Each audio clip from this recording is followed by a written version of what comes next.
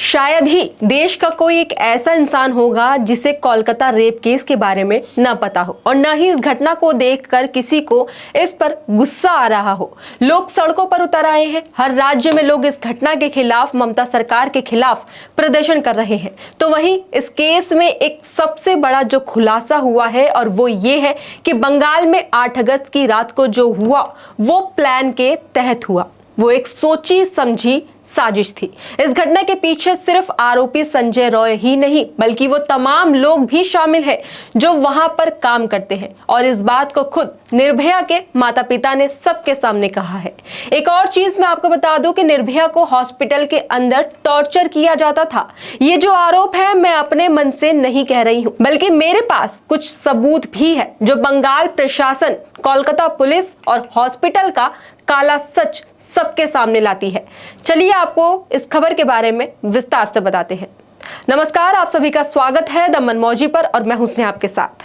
तो बंगाल की 8 अगस्त की रात को जो हुआ वो एक प्लान के तहत हुआ। संजय रॉय जो आरोपी के साथ साथ उन लोगों का भी मोहरा है जो इस घटना में शामिल है। संजय रॉय के पीछे बड़े बड़े लोगों का हाथ है, तभी तो अभी तक किसी का भी नाम सामने नहीं आ पा रहा है। अगर नाम सामने आ रहा है तो आरोपी संजय रॉय और आरजी कर अस्पताल के पूर्व प्रिंसिपल संदीप घोष का।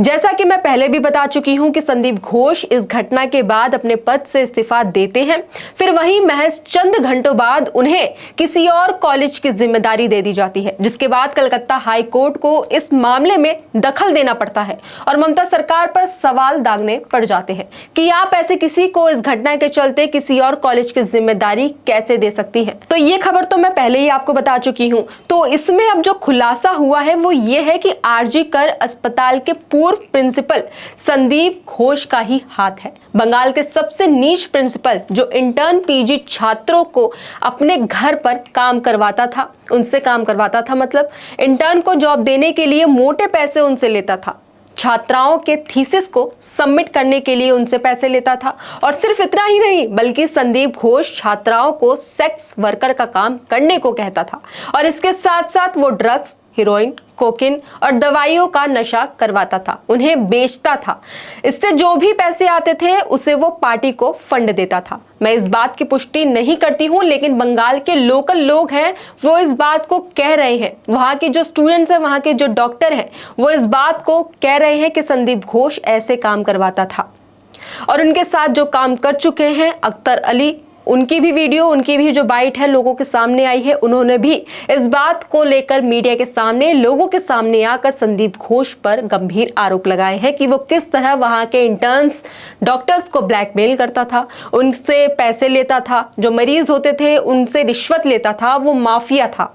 आपको बता दूं कि संदीप घोष कोई आम आदमी नहीं बल्कि पार्टी सपोर्टेड इंसान था। उसकी जान पहचान जो है बड़े बड़े लोगों से थी। उसका कोई भी बाल का बाका नहीं कर सकता था।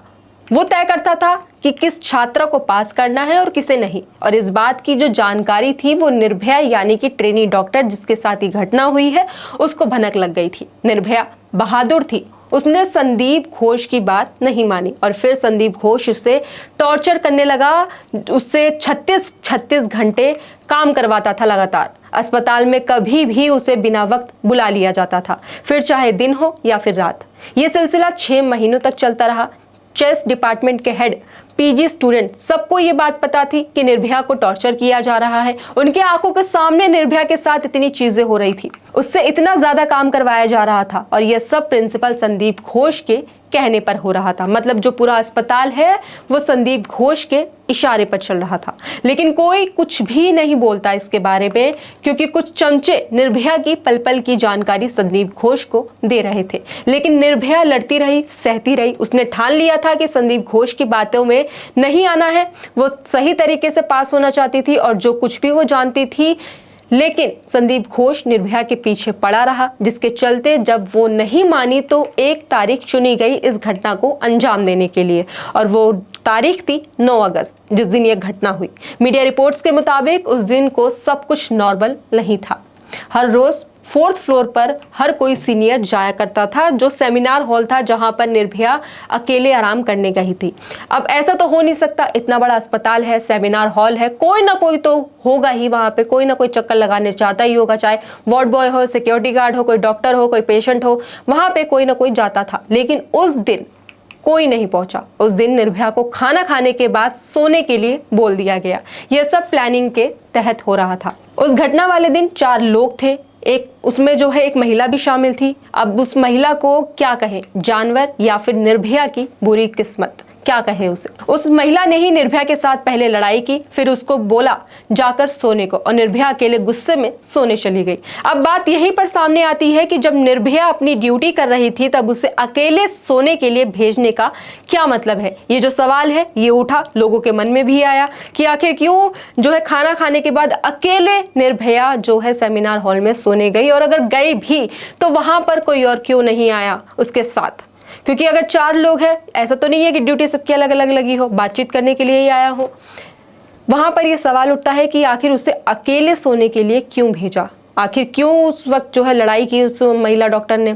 ऐसा तमाम सवाल जो है सामने निकल कर आते हैं। तो आगे जब उसके बाद रात हो गई तब कुछ लोगों ने अचानक उसके हाथ पैर पकड़ लिए और फिर उसके पैर चीर दिए गए, उसकी गर्दन तोड़ दी और उसके पीठ पर बूट पहनकर, मतलब बूट्स जो शूज होते हैं उसे पहनकर उसकी पीठ पर चलते रहे। उसका सिर कुचल गया। उसके बाद पूरे मामले को रेप दिखाने के लिए उन्होंने संजय रॉय को मोहरा बना दिया। संजय रॉय शराबी था, ये बात सब लोग जानते थे। तो उस दिन भी उसने शराब पी थी और शराब के नशे में था। वो वॉलंटियर था, ये भी सबको पता था। रेड लाइट में उसका आना जाना था। तो ऐसे में चारों ने बोला कि जाओ सेमिनार हॉल में, हमने तुम्हारे लिए कुछ छोड़ रखा है। जिसके बाद संजय रॉय सेमिनार हॉल के अंदर जाता है और अचानक से अधमर शरीर के साथ बर्बरता की जाती है। और यही वजह है कि पोस्टमार्टम रिपोर्ट में सीमन मिलता है, जो कि एक लोग का नहीं बल्कि बहुत से ज्यादा लोगों का है, एक से ज्यादा लोगों का है। तो वहीं जो डॉक्टर इस मामले में शामिल थे उन्होंने अपने हाथ धोए, सबूतों को मिटाया और फिर सबूतों को मिटाने के लिए प्रदर्शन की आड़ में भीड़ ने सेमिनार हॉल को ही तोड़ दिया। मतलब जो 7000 की भीड़ 14 से 15 अगस्त की रात को जो हॉस्पिटल में तोड़फोड़ की गई, वो इन्हीं लोगों के आदमी हो सकते हैं। क्योंकि जिस तरह से अगर देखा जाए कि सेमिनार हॉल में बहुत सारे सबूत छोड़े गए थे, तो ऐसे में अगर एक भी सबूत उनके खिलाफ मिल जाता तो वही सारे आरोपी पकड़े जाते। लेकिन 7000 लोग जो भीड़ बनकर आते हैं, जो दंगे करते हैं, जो तोड़फोड़ करते हैं, उन 7000 लोगों को पुलिस प्रशासन रोकने के लिए कुछ नहीं करती है। वहां पर पुलिस इतनी कमजोर, इतनी लाचार थी कि उन लोगों को रोक नहीं पाई। और 7000 लोगों में सिर्फ और सिर्फ 9 लोगों को ही शिनाख्त करके, मतलब उनकी पहचान करके उन्हें जेल में डाल दिया गया। बाकी के लोग कहां गए? मतलब 7000 में सिर्फ 9 लोगों को ही गिरफ्तार किया गया। तो अब मैं आपको बता दूं कि ये जो पूरी जानकारी जो हमने आपको दी है वो एक कथित महिला डॉक्टर ने दी है। इन महिला डॉक्टर का नाम हमें नहीं पता, लेकिन आरजीकर अस्पताल के प्रिंसिपल पर इस कथित लेडी डॉक्टर का ऑडियो भी वायरल हो रहा है सोशल मीडिया पर। इस वायरल ऑडियो की पुष्टि द मनमौजी की टीम नहीं करती है, क्योंकि ये जो वायरल ऑडियो है इसको बीजेपी के आईटी सेल अमित मालवीय ने अपने सोशल मीडिया अकाउंट एक्स पर शेयर किया है और ट्वीट करते हुए लिखा कि पश्चिम बंगाल में ये जो ऑडियो क्लिप स्वास्थ्य सेवा प्रणाली और विशेष रूप से आरजीकर मेडिकल कॉलेज और अस्पताल में हुई घिनौनी हरकत को उजागर करता है। यह सब ममता बनर्जी की निगरानी में हो रहा है, जो स्वास्थ्य मंत्री भी हैं। इसके बारे में भी उन्होंने बहुत कुछ लिखा है। आप इस ट्वीट को देखिए। ঘটনা যেটা আরজিকরের ভিতরের যে ডাক্তার তারা তাদের বন্ধু বান্ধব মারফত এটা ছড়িয়ে মানে এসছে আমাদের কাছে। অ্যাকচুয়ালি যেটা ঘটেছে সেটা হচ্ছে আমি শুনে তো মানে বিশ্বাস করতেও নিজেকে কেমন লাগছে রে। প্রত্যেকটা আমাদের ওয়েস্ট বেঙ্গলের প্রত্যেকটা মেডিকেল কলেজে, বিশেষ করে কলকাতার সরকারি মেডিকেল কলেজগুলোর প্রিন্সিপালরা, डिपार्टमेंटल हेडरा। तो वहीं इस वायरल ऑडियो पर डॉक्टर सुकांता मजुमदार का भी बयान सामने आया है। डॉक्टर सुकांता मजुमदार बंगाल के बीजेपी प्रदेश अध्यक्ष हैं। उन्होंने इस घटना पर कई सवाल उठाए हैं। इस वायरल ऑडियो पर आप खुद ही सुनिए उन्होंने क्या कुछ कहा। देखिए, ये जो पीजी डॉक्टर्स के इंटर्न्स के जो टीम है उसमें उनके जो व्हाट्सएप ग्रुप्स है उसमें बहुत ऐसे विषय आए हैं जिसका कुछ स्क्रीनशॉट हमारे पास भी पहुंचा है, जिसमें ड्रग्स रैकेट, सेक्स रैकेट या सेक्स एक्सप्लॉयटेशन, ऐसी बहुत सारी चीज़ें आ रही हैं। एक टीएमसी एमपी उनके भतीजे के भी नाम बार बार आ रहे हैं। तो मालूम नहीं क्या सच है क्या है, लेकिन कुछ तो गड़बड़ है, क्योंकि टीएमसी के इतने महिला सांसद होने के बाद, इतनी बड़ी घटना घट जाने के बाद एक भी महिला सांसद ने ज़्यादा कुछ नहीं बोला, ज़्यादा कुछ बोले ही नहीं। यहाँ तक कि टीएमसी के एक सांसद 3 विधायक, 2 सांसद, टीएमसी के 2 सांसद 3 विधायक उसी मेडिकल कॉलेज से पढ़े हुए हैं, आरजी कौर मेडिकल कॉलेज से पढ़े हुए हैं, लेकिन उनका भी मुंह में कोई प्लास्टर लगा दिया, किन्होंने सेलोटेप लगा दिया किसी ने, यानी दाल में कुछ काला है। तो वहीं जहां एक तरफ पूरा देश निर्भया को इंसाफ दिलाने के लिए सड़कों पर उतर आए हैं, तो वहीं दूसरी तरफ ममता सरकार की ओर से अभी तक कोई भी कार्रवाई नहीं की है।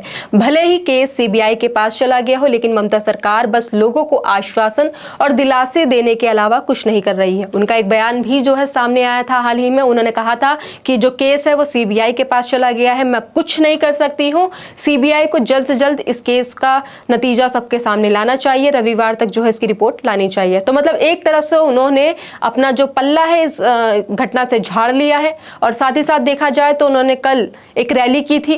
तो सवाल इस बीच भी आता है कि आखिर रैली वो किसके लिए कर रही थी। लोगों के जो सवाल थे, उन्होंने ये सवाल पूछे कि आखिर ममता बनर्जी किसके लिए रैली कर रही थी, निर्भया को इंसाफ दिलाने के लिए या फिर अपनी प्रशासन को बचाने के लिए, अपनी छवि को बचाने के लिए। क्योंकि कोलकाता में बहुत सारे ऐसे केसेस सामने आए थे जो कि दबा दिए गए थे।